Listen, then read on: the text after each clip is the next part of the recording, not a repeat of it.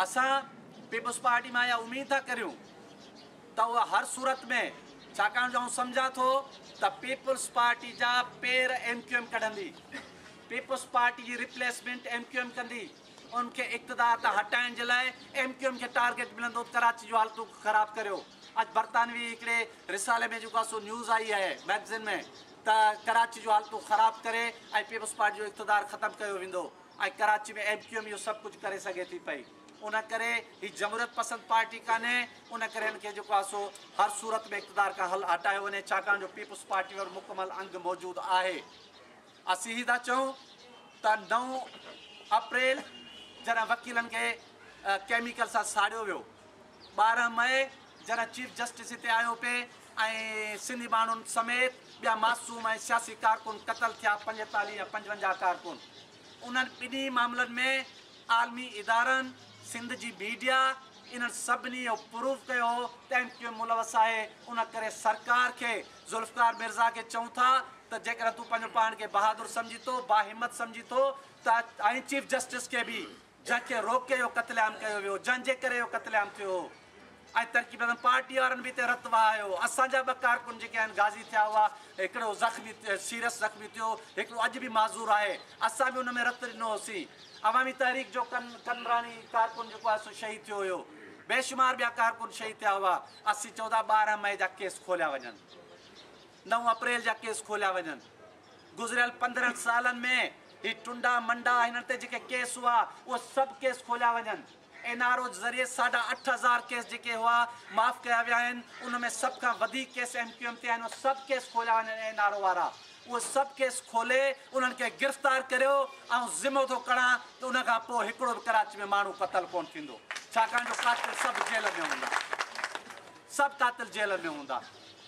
उन करे दोस्तो साथियो, कराची सिंध आहे, कराची जे इंच इंच जा असीं ज़िम्मेदार आहियूं, गाफ़िल कोन आहियूं।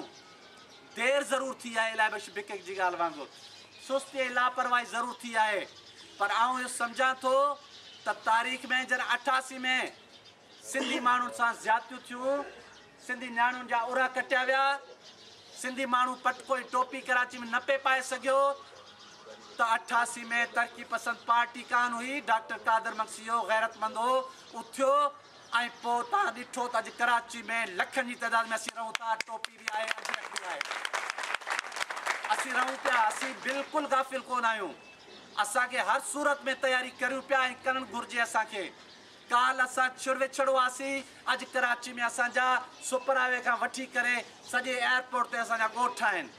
असीं चारों तरफ़ रहूं था पिया, असीं 5 मिलियन आहियूं, 50 लख सिंधी माण्हू हिते कराची में रहूं था। हिननि दादागीरनि गिदड़ ऐं बगड़नि जे लाइ असां वटि असांजे लाइ 10,000 माण्हू घणा आहिनि, पर थोरो अक़लमंदी जी ज़रूरत पवंदी, ॾाप ऐं बहादुरी ज़रूरत पवंदी, तकड़ करण जी ज़रूरत कोन्हे। असीं ख़ामोश न करे रहियासीं त 2 गुंडा आहिनि, 2 दहशतगर्द आहिनि, उहे जेकॾहिं विढ़नि था, हिक ॿिए खे मारनि था, भली वञी मारनि, असांजो सरोकार कोन्हे, पर हुन में असांजो नुक़सानु थियो आहे। मुतासिर क़तल थिया आहिनि, 2-4 ॿिया सिंधी नौजवान क़तल थिया आहिनि। हिन सॼे 8 ॾींहंनि में असां वटि रिपोर्ट मुताबिक़ 8 सिंधी नौजवान जेके आहिनि MQM वारनि क़तल कया आहिनि। बलोचनि जो क़त्लेआम थिए पियो। ऐं हिन APC ज़रिए इहो मुतालबो कंदुसि त ऑपरेशन रुगो लयारी में न, ऑपरेशन रुगो मलीर जे ॻोठनि में न, ऑपरेशन सॼे कराची जे बदमाश गुंडनि जे इलाइक़नि में थियणु घुरिजे। जिथे क़तल थिए थो, जिथे माण्हू मरे थो, जितां माण्हू अगवा थिए थो, उन इलाइक़े में ऑपरेशन थियणु घुरिजे। ऐं उहे इलाइक़ा तव्हां समूरनि ख़बर आहे किथे किथे माण्हू क़तल थियनि था। सदर में 4 बलोच क़तल थिया, जेके 2 ग्वादर जा हुआ ऐं 2 हितां जा हुआ। उन सदर जे इलाइक़े में, लाइन्स एरिया जे इलाइक़े में ऑपरेशन थियणु घुरिजे, तॾहिं वञी जेको आहे सो अमन अमान जी सूरत हाल बहितर थी सघंदी, न त न थी सघंदी। उन करे ऐं दोस्तनि जे तजवीज़ुनि सां सहमत आहियां त असांखे अॼु खां तयारी करण जी ज़रूरत आहे। असांखे पंहिंजे ॻोठनि में दिफ़ाई कमेटियूं ठाहिण जी ज़रूरत आहे, असांखे मुनज़म थियण जी ज़रूरत आहे, असांखे ऑर्गनाइज़ थियण जी ज़रूरत आहे। ऐं चवां थो त कराची में सिंधी माण्हुनि जे लाइ पीपल्स पार्टी, जस्कम, अवामी तारीख़, अवामी जमहूरी पार्टी वग़ैरह वग़ैरह पंहिंजी जाते, पर कराची में वी आर ऑल सिंधीज़ ऐं असांखे कराची में दिफ़ा करणु घुरिजे छाकाणि जो कराची अहिड़ो मोर्चो आहे जंहिं तां 70 सैकड़ो वसीला पैदा थियनि था, जिते असांजो दुश्मन वधीक ताक़तवर आहे, जेको सिंध खे ॿ हिसा करे सघे थो पियो, नस्ली तौर ते सिंध खे विराए सघे थो पियो। जिथे मां ॿुधायो त 3 वॾा मुल्क जेके उन्हनि खे सपोर्ट कनि था पिया, उन जाइ ते ही वॾे में वॾो मोर्चो आहे।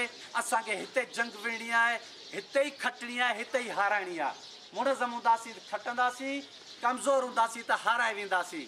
उन करे असांखे हर सूरत में कंहिं बि हुन में शक शुबे में न रहणु खपे, ख़ुशफ़हमी में न रहणु घुरिजे त असीं लखे माण्हू आहियूं, उनजे करे असीं जेको आहे कामयाबु थींदासीं। नाकामियूं थींदियूं आहिनि क़ौमुनि जूं, जॾहिं जॾहिं पंहिंजा माण्हू दलाली इख़्तियार कनि, जॾहिं जॾहिं पंहिंजा माण्हू सिंध जी क़ौमी तहरीक खे छॾे, जमहूरी तहरीक छॾे मुफ़ादनि ते लालच में वञी मौक़े परस्ती करे MQM ऐं अवामी नेशनल पार्टी जो हिसो थियनि, तॾहिं सूरत आहे थी त पंहिंजा माण्हू जेके दलाली कंदा त नुक़सानु थींदो। सिंध जो वॾेरे जो जेको किरदारु आहे उनखे पंहिंजो अदा करणु घुरिजे, किरदारु अदा न पियो करे, उहो भाड़ी क़िस्म जो किरदारु आहे। 88 में बि सिंध जे वॾेरे सिंधी माण्हुनि जी लॼुनि जो हिफ़ाज़त न कई, 90 91 में बि उन्हनि सिंधी माण्हुनि खे तहफ़ुज़ कोन ॾिनो। अॼु बि हू सिंधी माण्हुनि खे तहफ़ुज़ ॾियण जे लाइ तयारु कोन्हनि, अॼु बि ॿिरनि में लिकियलु आहिनि, सभिनी जा चप सिबियल आहिनि। कराची मां MP MNA थींदड़ सिंधी माण्हू, सॼी सिंध मां MP MNA माण्हू इहो नथा चवनि त MQM कातिल राज़न आहे, उहे नथा चवनि त MQM खे गिरफ़्तार करियो, उहे नथा चवनि त गवर्नर हाउस में जेको वेठो आहे उन ते एतिरा केस आहिनि, इहो नथा चवनि त इमरान फारूक जंहिं ते एतिरा केस हुआ उन्हनि खे MQM वारनि पाण क़तल कयो, उन्हनि खे गिरफ़्तार करियो। ख़ामोश आहिनि। वरी बि हिमत, हौसलो ऐं शौर ॾियण में ही पार्टियूं जेके वेठल आहिनि, इन्हनि जो किरदारु आहे जो सिंधी माण्हुनि खे असां कंहिं न कंहिं तरीक़े सां यूनाइट करे बीठा आहियूं। असीं गाफ़िल न आहियूं। ठीक 6 महीना 8 महीना अॻु में नवंबर 2009 ऐं जनवरी 2010 ते 3 वॾियूं तारीख़ी रैलियूं थियूं आहिनि कराची में। जसकम, अवामी तहरीक ऐं तरक़ी पसंद पार्टी जी। उन्हनि साबित कयो आहे त असीं लखे माण्हू अकेले अकेले सिराणे सघूं था। जेकॾहिं गॾिजी वियासीं त कराची समुंड नज़र ईंदो, ऐं जंहिं ॾींहुं असीं कराची में समूरा कॉम्प्लेक्स गॾिजी वियासीं उहो ॾींहुं दहशतगर्दनि जो आख़िरी ॾींहुं हूंदो, धारियुनि जो आख़िरी ॾींहुं। आख़िर में समूरनि दोस्तनि साथियुनि जो थोराइतो आहियां, संजीदा कोशिशि इनिशिएटिव असां वरितो आहे तरक़ी पसंद पार्टी, ऐं सम्झां थो थी चिड़ंग आहे असांजे लाइ, शौर ॾियण जे लाइ, मुताब थियण जे लाइ। असांजी ख़्वाहिश आहे त असांजे कराची में रहंदड़ इख़्तिलाफ़नि खे छॾे क़ौम परस्तनि खे यूनाइट थियणु घुरिजे। नंढड़ा आहिनि के वॾड़ा आहिनि, कंहिंजी तनज़ीम वॾी आहे कंहिंजी नंढी आहे, उन सां फ़र्क़ु नथो पए। हर साञा वंड माण्हुनि खे कराची में मुनज़म थियण जी ज़रूरत आहे। जेकर असां मुनज़म थी वियासीं त असीं ताक़तवर सगारा थींदासीं। आख़िरी ॻाल्हि आऊं हीअ बि कंदो वञा त पीपुल्स पार्टी खे पंहिंजे रवियनि में तब्दीली आणणु घुरिजे। इत्तेहादी रुगो पार्लियामेंट में नथा हुजनि, इत्तेहादी ॿाहिरि बि हुजनि था। पीपुल्स पार्टी खे दहशतगर्दनि ॾांहुं ऐं ॿियनि टोलनि ॾांहुं मुफ़ाहमत जे नाले में वेझो अचण जे बजाए दहशतगर्दी जे ख़िलाफ़ क़ौम परस्तनि ॾांहुं ऐं ॿियनि जमहूरी क़ुवतुनि ॾांहुं हथु वधाइणु घुरिजे। उन्हनि खे वेझो आणणु घुरिजे त जीअं गॾिजी करे इन्हनि कातिल राज़ननि मां जान छॾायूं। हिननि खे जेको ब्लैकमेल कनि था उन मां बि हिननि जी जान छुटंदी, वसीलनि ते जेको कब्ज़ो आहे उन मां बि जान छुटंदी, अमुन मां जी सूरत हाल जेका आहे उहा बि असीं बहितर करे वेंदासीं।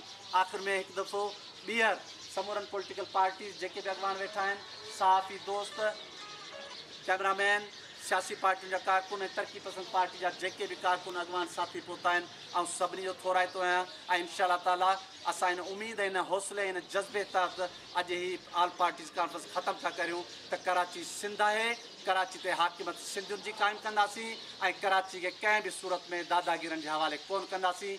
जी